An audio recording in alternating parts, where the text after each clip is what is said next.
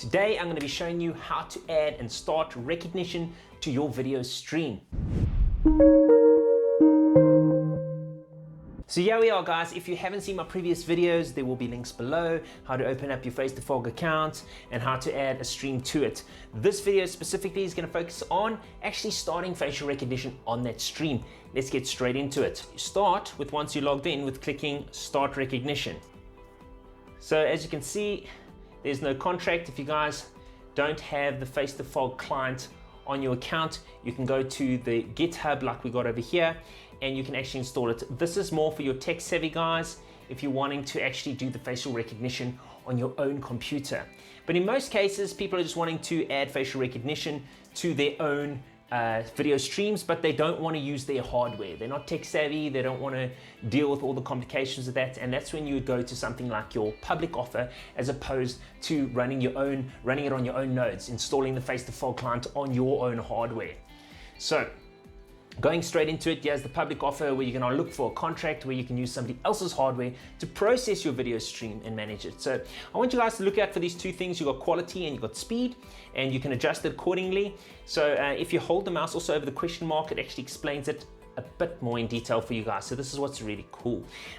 You can see that minimum quality, you're not going to obviously pick up as many faces.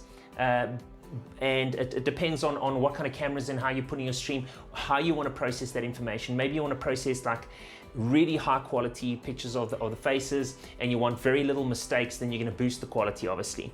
The lower the quality, there is more possibility of obviously a mistake in the recognition of the face. It depends how important it is for you and how many faces are you processing. You might want a lot more accuracy. The speed, guys, well, as you know, depending on what your camera's pushing out, you could be doing 15 frames per second, 30 frames per second, and how many of those faces do you want to catch? And once again, hold over the question mark, and you'll be able to tell what kind of setting are you wanting here. Maximum speed, you're obviously going to catch the person and be notified sooner on the first frame of that face being identified.